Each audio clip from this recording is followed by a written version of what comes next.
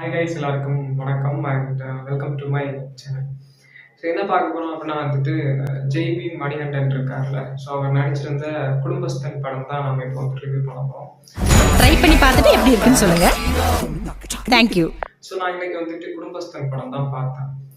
And இந்த குடும்பஸ்தன் படம் எந்த மாதிரி இருக்குது, இட்ஸ் லைக் ஃபேமிலி ஆடியன்ஸுக்கான படமா, இல்லை நார்மலாக எல்லாருமே பார்க்கக்கூடிய படமா, இல்லை நார்மலாக பசங்க மட்டும் பார்க்கக்கூடிய படமா அப்படின்னு கேட்டீங்கன்னா பேர்லேயே இருக்கு பார்த்தீங்கல்ல குடும்பஸ்தன் அப்படின்ட்டு, அதுக்கான படம் தான். ஸோ அதை பற்றி ஒரு ஃபுல் டீட்டெயிலாக ரிவ்யூ பண்ண போகிறோம். ஸோ வாங்க நம்ம வீடியோக்குள்ள போகலாம். உங்கள் மாஸ்டர் எஸ்கே.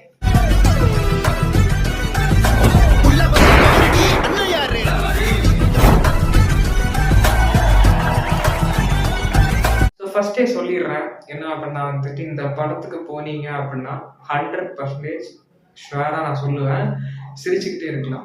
ஓகே, படம் ஸ்டார்டிங்ல இருந்து ஃபர்ஸ்ட் ஹாஃப் முடிஞ்சு செகண்ட் ஹாஃப்ல கொஞ்சம் லைட்டா ஒரு ஸ்லைட் லேகிங்கோட ஃபுல்லா சிரிச்சுக்கிட்டே இருக்கிற ஒரு அளவுக்கு தான் இந்த படத்தை பண்ணியிருக்காங்க. நேரமா வறுத்தெடுத்துக்கலாம். வேலைக்கே போகாம செலவுக்கு என்ன பண்ண, கடன் வாங்கணும். கடன். இப்போ இந்த படத்தோட கதை என்ன அப்படின்னா ஒரு 2 பேர் கேஸ்ட்ல இருக்கிற ஒருத்தங்க, இன்னொரு கேஸ்ட்ல இருக்கிற ஒருத்தங்க. ஸோ இவங்க 2 பேர் மேரேஜ் பண்றாங்க.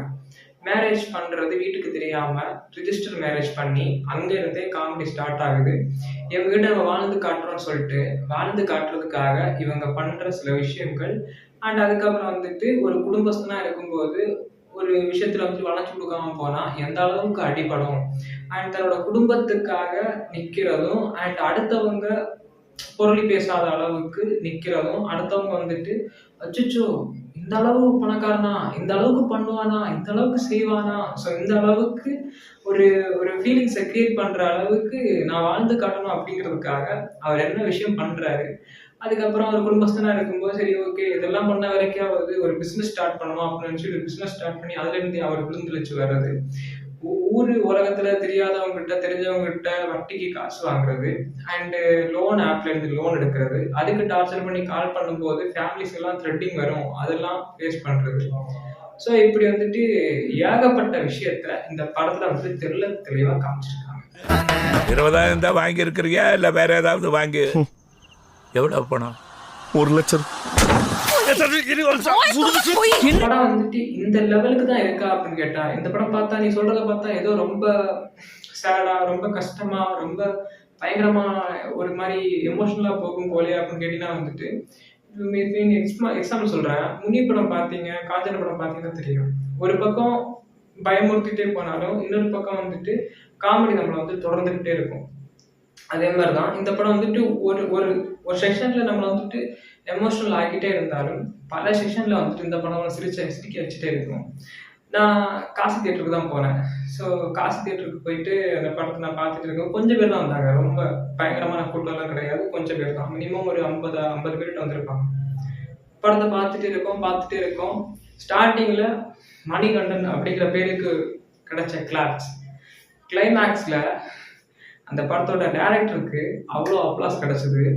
எனக்கு அதை பார்க்கும்போது நான் தெரிச்சிட்டேன்னு வச்சுக்கோங்களேன். ஏன்னா இந்த படம் அந்த அளவுக்கு நல்லா பேச முடியாத ஒரு படம் தான். ஸ்டார்டிங்ல இருந்தே காமெடி செக்ஷன் ஸ்டார்ட் ஆகுது. ஸ்டார்டிங்ல இருந்து நம்ம எதிர்பார்க்காம நான் போனேன். இது ஏதோ காமெடி இருக்கும் அப்படி மாதிரிலாம் நான் எதிர்பார்க்கல. ட்ரெய்லர் பார்க்கும்போது எனக்கு அந்த எமோஷனல் சைடு தான் கண்ணில் தென்பட்டது. நான் அந்த எமோஷனல் சைடுக்காக தான் நான் அந்த படத்துக்கு போனேன். கொதிக்கட்டும். நல்ல சுண்ட விட்டு இறக்கலாம். சுட சுட ஒரு குடும்பஸ்தன் ரெடி.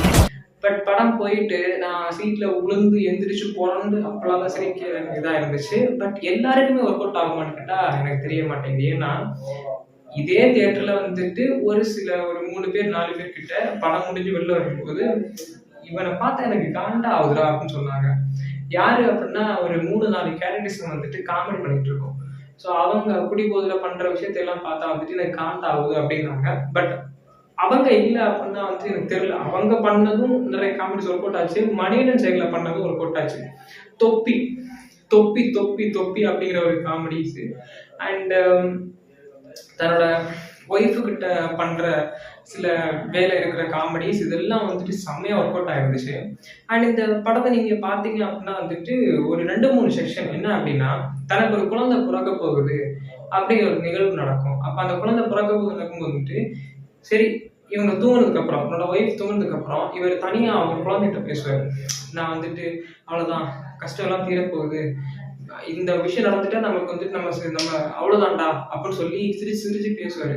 அடுத்த நாள் பார்த்தா அந்த பிரச்சனை வந்துட்டு சால்வ் ஆகிற போகிற மாதிரி போயிட்டு பிரச்சனை வேற மாதிரி வெடிக்க தான் செய்யவே தவிர அது சால்வ் ஆகாது. அப்படி மறுபடியும் மறுபடியும் மறுபடியும் மறுபடியும் பேசிட்டே இருப்பார். பேசிட்டே இருந்து ஒன்றும் பண்ண முடியாது. கடைசியில் இதெல்லாம் முடிஞ்சு பிரச்சனை வந்துட்டே இருக்குது, சால்வ் பண்ணுறாரு, பிரச்சனை வருது சால்வ் பண்ணுறாரு, குழந்தைகிட்ட பேசுகிறாரு சால்வ் பண்ணுறாரு, பேசுகிறாரு சால்வ் பண்ணுறாரு, இப்படியே போயிட்டு இருக்குது. ஒரு டைமுக்கு அப்புறம் வந்துட்டு இவரால் ஒன்றும் பண்ண முடியல, ஈஸியா ஃபெயிலியர் அப்படிமா இருந்துட்டு ஒரு டேக் அவர் மண்டையில் வந்து விழுது. அப்போ நல்லா சம்பாதிச்சுட்டு இருந்தவன் திடீர்னு சம்பாதிக்கல. அப்போ வீட்டில் வந்துட்டு ஒரு ரூபாய் சாப்பிட முடியல. இவர் சாப்பிட போறாரு, வேற வழி இல்லை, சாப்பிட்டு தான் ஆகணும். சாப்பிட போறாரு, சாப்பாடு வந்து அம்மா வாங்கிட்டு போறாங்க. அப்பா வந்துட்டு நீ உருப்பிட மாட்டேன்னு சொல்லி அங்கேயே நிக்க வச்சுட்டு அவர் மட்டும் போயிடுறாரு, செருப்பால் அடிச்சுட்டு போயிடுறாரு. தன்னோட ஃப்ரெண்ட்ஸ் கூட இல்லை, ஒரே ஒருத்தன் மட்டும் இருக்கான். ஒய்ஃப் வந்துட்டு நான் அவசரப்பட்டுட்டனோ, உன்னை நான் மேரேஜ் பண்ணி நான் அவசரப்பட்டேன்னு சொல்றாங்க. இப்படி ஒரு உடஞ்சு போன வாழ்க்கையில வந்துட்டு நார்மல் பீப்புளா இருந்தாங்கன்னா, இட்ஸ் லைக் நார்மலா நம்ம பீப்புளா இருந்தாங்கன்னா ஃபர்ஸ்ட் எடுக்கிற முடிவு என்ன அப்படின்னா சூசைட். ஸோ என்ன கேட்டீங்க அப்படின்னா வந்துட்டு சூசைட் ஒரு முடிவு கிடையாது, அதை மாற்றிக்கோங்க. அதுக்கப்புறம் வந்து இந்த படத்தை பார்க்கும்போது சரி உடஞ்சிருந்தாலும் வேற வழி இல்லாமல் ஒரு ஜாபுக்கு என்ட்ராயிடுறாரு, ஏறி வந்துட்டு கஷ்டத்தை குடும்ப கடனை எல்லாத்தையும் தீர்த்துட்டு நான் வேற எங்கேயும் போறேன், நான் வெளியே போறேன், வெளிநாட்டு போறேன் அப்படின்னு சொல்லிட்டு ஒரு முடிவு பண்ணி இருக்கும்போது நிறைய விஷயங்கள் எக்ஸ்போஸ் ஆகுது. எப்படின்னா இங்க எல்லாருமே பர்ஃபெக்ட் கிடையாது, எல்லாருமே அவங்கவுங்க ஒரு முகமூடி போட்டு தான் இருக்காங்க. ஒருத்தன் சிரிக்கிறான் அப்படின்னா வந்துட்டு அவனுக்கு பின்னாடி வழிகள் இருக்கும், ஒருத்தன் அழுகுறான் அப்படின்னா வந்துட்டு அவன் பின்னாடி சிரிக்கிறான்னு அர்த்தம். பிகாஸ் ஒவ்வொருத்தரும் ஒவ்வொரு விதமா வந்து நடிச்சுட்டே இருக்காங்க அப்படிங்கிற இந்த படத்தை வந்து நிறைய விதமா காமிச்சிருக்காங்க. எனக்கு இந்த படம் பார்க்கும்போது ஒரு சைட்ல வந்துட்டு உண்மையிலே அழுக வந்துச்சு, ஒரு சைட்ல வந்துட்டு நான் பொழுது சிரிச்சுன்னு வச்சுக்கோங்களேன். 1/4 டீஸ்பூன் நம்பிக்கை. அண்ட் நான் ஸ்டார்டிங்ல வந்துட்டு மணிகண்டன் சாரோட என்ட்ரிக்கு நான் வந்துட்டு ஓகே அப்படின்னு பார்த்தேன், பேருக்கும் பார்த்தேன். ஆனா கிளைமேக்ஸ்ல வந்துட்டு படம் இதாண்டா படம் அப்படி மாதிரி நான் வந்துட்டு சிரிச்சு சிரிச்சு சிரிச்சு சிரிச்சு வயிறு முழுங்க சிரிச்சு நான் வந்துட்டு பார்த்தேங்க. உண்மையை சொல்றேன், நீங்க இந்த படத்தை பார்த்தீங்க அப்படின்னா வந்துட்டு கண்டிப்பா உங்களுக்கும் தோணும் இந்த படம் பார்க்கலாமா, பார்த்துட்டு இருக்கும் போது எந்திரிச்சு வெளில போகலாமா அப்படின்னா இந்த படம் ஒன் ஆஃப் த பர்ஃபெக்ட். 2025 வந்துட்டு பொங்கல் வின்னர் மதகஜராஜான்னா இந்த டேக்கு வின்னர் வந்துட்டு குடும்பஸ்தன் படம் தான். கண்டிப்பா இந்த படம் பொங்கலுக்கு வந்திருந்தா என்ன கேட்டா நான் பர்ஃபெக்டா சொல்றேன், பொங்கலுக்கு வந்திருந்தா பொங்கல் வின்னர் குடும்பஸ்தன் தான், வேற எந்த படமும் கிடையாது. மதகராஜா கூட வந்துட்டு லைட்டா அப்படி பின்னாடி தான் போயிருக்கே தவிர இதுக்கு தான் ஸ்க்ரீன்ஸ் இன்க்ரீஸ் பண்ணியிருப்பாங்க. அந்த அளவுக்கு இந்த படம் வந்து ஒரு பர்ஃபெக்டா இருக்குது. நல்லா கிளறி விடுவோம், கொதிக்கட்டும். அண்ட் இன்னொரு செக்ஷன் வந்துட்டு கடைசியில இவங்க ஒன்று சேர்ற இடம், ஓகே, குடும்பம் எல்லாமே வந்துட்டு ஒரு டைம்ல ஒன்று சேர்ற இடம் வந்துட்டு அந்த குழந்தையோட பிரெக்னன்சி டைம். ஸோ அந்த குழந்தை வந்துட்டு பிறக்க போகிற டைம்ல வந்து இந்த குடும்பம் எல்லாம் ஒன்று சேர்றதுக்கு அங்க நடக்கிற மக்கள் நையாண்டிகள் எல்லாம் வந்துட்டு ரொம்ப சூப்பரா இருந்துச்சு. பிகாஸ் எல்லாருமே வந்துட்டு ஓவர் எக்ஸ்போஸ் ஆகுறாங்க, சண்டை போடுறாங்க அது மாதிரி. அண்ட் இது மட்டுமா அப்படின்னு கேட்டா வந்துட்டு வில்லன் சைட்ல வில்லன் மாதிரி ஒரு சைட்ல வந்துட்டு தன்னோட மாமனார், சொந்த மாமனார் இருக்காரு. அவர் யாரு அப்படின்னா அவர் பேர் எனக்கு தெரியல, ஜோக்கர் படத்துல ஹீரோவா வந்தார்ல. ஸோ அவர் இப்போ வந்துட்டு பாட்டுலாதா படத்துல வந்துட்டு நடிச்சிட்டு இருக்காரு. அவனை பொன்னிறமா வறுத்தெடுத்துக்கலாம். ரிலீஸ் ஆயிடுச்சு, அந்த படத்துல ஹீரோவா இருக்கிறவர் தான் இந்த படத்துல வந்துட்டு ஒரு ஒரு அன்கான்சியன்ட் வில்லன் மாதிரி. ஸோ ஒரு பணம் தான் பர்ஃபெக்ட் அப்படின்னு நினைச்சிட்டு இருக்காரு, பட் அவர் பணம் பெர்ஃபெக்ட் இல்லைன்னு புரிஞ்சுப்பாரு. இவர் வந்துட்டு பணம் பெர்ஃபெக்ட் இல்லைன்னு நினைச்சிட்டு இருக்காரு, பணம் தான் பெர்ஃபெக்ட் அப்படின்னு இவர் புரிஞ்சுப்பாரு. ஸோ ரெண்டு பேரும் மாத்தி மாத்தி புரிஞ்சுக்கிட்டு ரெண்டு பேரும் நிறைய பிரச்சனைகள் வந்துட்டு கிராஸ் பண்ணிட்டு அவங்க ஒரு கேவலமா ஒரு சிரிப்பு சிரிப்பான் பாரு, அந்த சிரிப்புக்காக வந்து அவர் வந்துட்டு ஓவர் டபுள் பண்ணி தான் மேல வரணும்னு நினைக்கிறேன். ஸோ எல்லா விஷயத்தையும் டேக்கிள் பண்ணி சூப்பரா கொண்டு போயிருந்தாங்க. அப்ப படத்துல மைனஸே இல்லையா அப்படின்னு கேட்டீங்கன்னா வந்துட்டு இருக்கு. அது எங்க இருக்கு அப்படின்னா இவன் வந்துட்டு ஒரு பிசினஸ் ஸ்டார்ட் பண்ணணும்னு சொன்னல. ஸோ அந்த பிசினஸ் வந்துட்டு என்ன அப்படின்னா வந்துட்டு பேக்கரி. அந்த பிசினஸ் ஸ்டார்ட் பண்ணி க்ரோ பண்ணி கொண்டு வந்துட்டு இருக்கும்போது பக்கத்துல ஏத்தாப்புலேயே வந்துட்டு ஒரு பெரிய பேக்கரி வந்து போட்டுருப்பாங்க. ஸோ அந்த பேக்கரிக்கும் இந்த பேக்கரிக்கும் நடக்கிற சின்ன சின்ன சின்ன விஷயம் அது உண்மைதான், ட்ரூ, அது பொய்யெல்லாம் கிடையாது. இங்க ஒரு சின்ன பேக்கரி இருக்கு அப்படின்னு வந்துட்டு பக்கத்துல ஒரு பெரிய பேக்கரி ஓபன் பண்ணியிருக்காங்க, சாப்பாடு கொஞ்சம் நல்லா இருக்குது, இந்த பேக்கரி ஐட்டம்ஸ் ஸ்வீட்ஸ் எல்லாம் நல்லா இருக்கு அப்படின்னு வந்துட்டு கண்டிப்பா அங்க சாப்பிட போவாங்க, இந்த கடையை மறந்துடுவாங்க. அதை வந்துட்டு கொஞ்சம் காமிச்சாங்க. பட் அது கொஞ்சம் லாகிங்காக இருந்துச்சே தவிர மற்ற மாதிரி இந்த படம் வந்துட்டு ரொம்ப போரிங்லாம் கிடையாது. ரொம்ப சூப்பராக இருந்துச்சு. காரை கொஞ்சம் தூக்கலா சேர்த்துக்கலாம். வேலையெல்லாம் எப்படி போகுது நவீன்? அக்செப்ட் தி ஃபெயிலியர். நீ ஒரு ஃபெயிலியர் நவீன், ஒத்துக்கோ.